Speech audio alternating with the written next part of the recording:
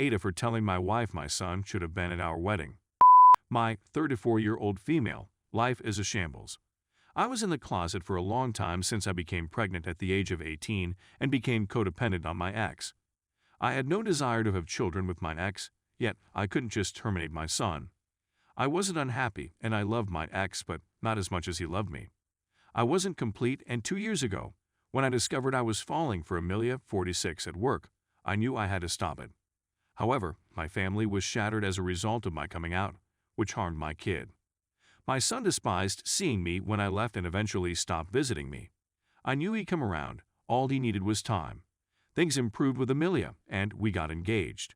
Then, last year, she had a health scare, and we decided to marry.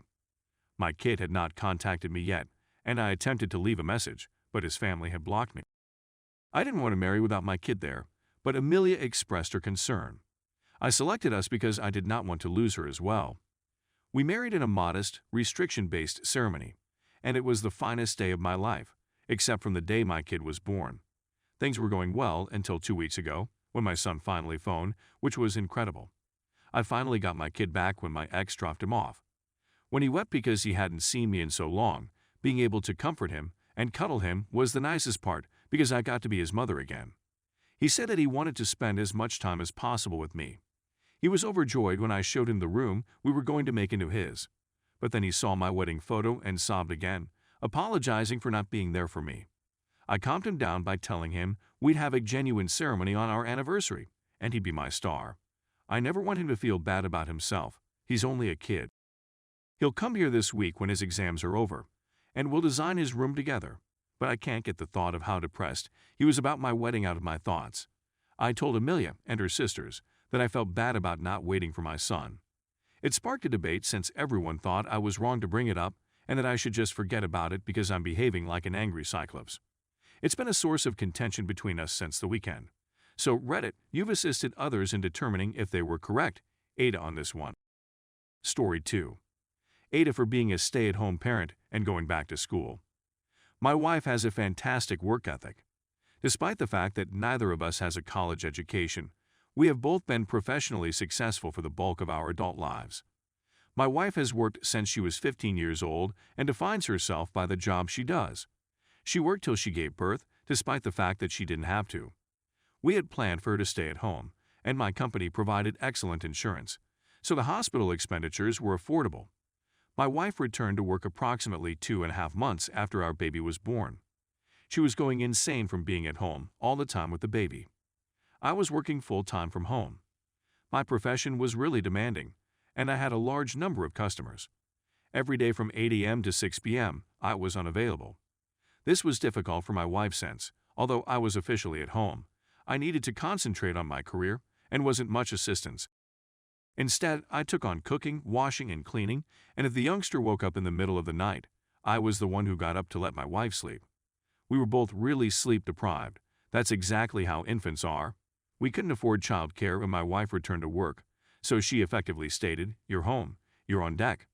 I moved from working 50 hours per week to working 50 hours per week while also caring for my kid full-time. My career suffered, my client relationships suffered, my marriage suffered, and I was still waking up at night because my wife would just sleep through our daughter's wailing. A year later, the firm I worked for was sold.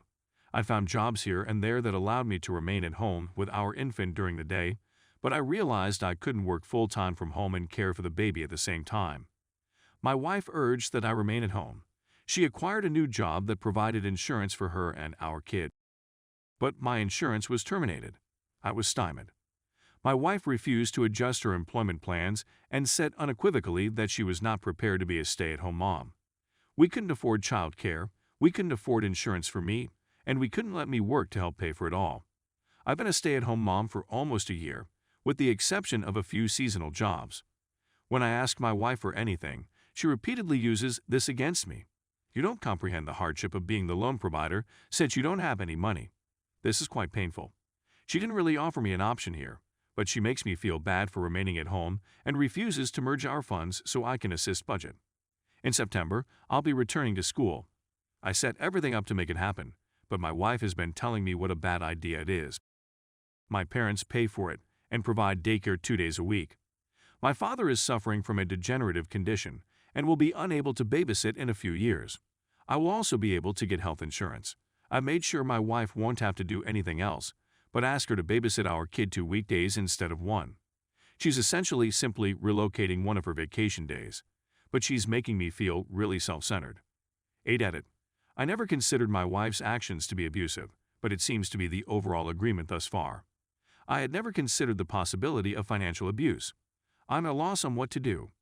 Right now, I'm thinking of making my wife aware of what she's doing and how it's impacting me. It's been a bit soothing reading your remarks. A lot of this seems like things I've known in my thoughts, but have been too terrified to admit. If my wife refuses to discuss these concerns with me, I'm terrified for the future of my family. Thank you to everyone who has already answered. I've been doing a lot of unpleasant reflecting, and I'm sure there's more to come, but this was therapeutic. Update. A number of people mentioned financial abuse in my earlier piece, which was a subject I was unfamiliar with. It was quite difficult for me to comprehend that my wife could be so manipulative and controlling.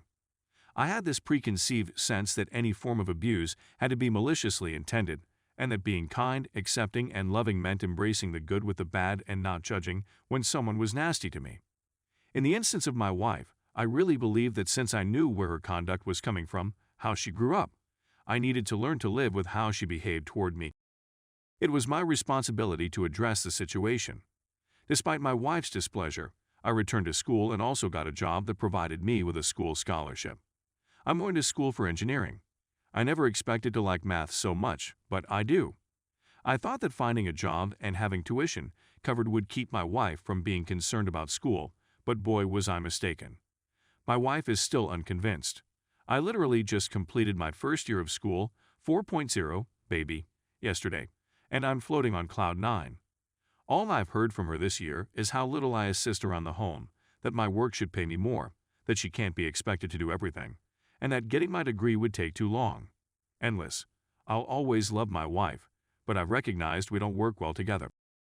I've been learning to state what I want and to create realistic limits and expectations, particularly with money, with the support of my therapist.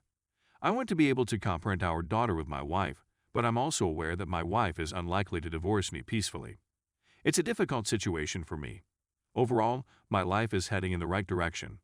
I'm appreciative for everyone's contributions. I'm sorry about my marriage, but I felt so much relief since deciding to divorce. I'm trying not to feel bad about it. I was trained to think that divorce was synonymous with failure. Relationships may not always work out. Trying to keep something continuing when it's about to end is a definite way to be miserable. I'm delighted I now have the perspective to recognize that. I don't want to seem like I'm flawless and my wife is a raving bee. I was miserable for the first several years of our marriage because I was suffering from undiagnosed bipolar illness. I'm stable, medicated, in treatment, and having a great time right now. Another reason I put up with a lot of the bad treatment was because of this. I thought I deserved it. Anyway, I like being a student. I adore my work. I adore my child. Thank you once again. Edit. I'd want to add a few things. Thank you once again for all of your support. The support and encouragement I've gotten here has been fantastic. I've had to make a lot of difficult decisions and haven't gotten many good job comments. That was what I needed. Many individuals have voiced anxiety about prospective custody fights. My brother is a lawyer, and he put me in contact with someone who is familiar with family law. So I've been prepared for any court battles. I'm still hoping that my wife and I can come up with a plan that works for all three of us. But for the sake of my kid, I need to cover all of my bases. My wife is not a demon. She has difficulties that she has refused to confront, which has made our marriage difficult for both of us. As someone said in the comments, you must first deal with your own difficulties before you can assist others.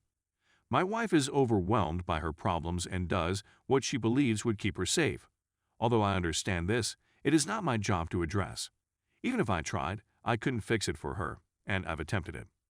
People who say we shouldn't have had a kid together are probably correct, but I'll never be sorry that my daughter was born.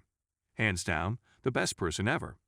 If you or someone you care about is suffering from mental health concerns, don't put it off any longer. Take action today. Do whatever it takes to get the assistance you need. If you wait, it will become much more difficult to cope with.